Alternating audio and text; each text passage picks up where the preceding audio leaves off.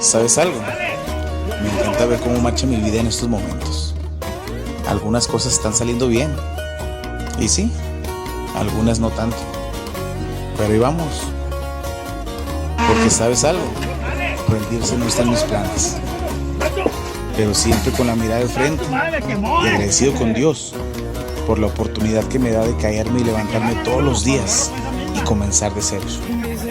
Porque la palabra rendirse no está en mi diccionario. Al tiro con eso. Tantas batallas que pasa el viejo, noche rezó por el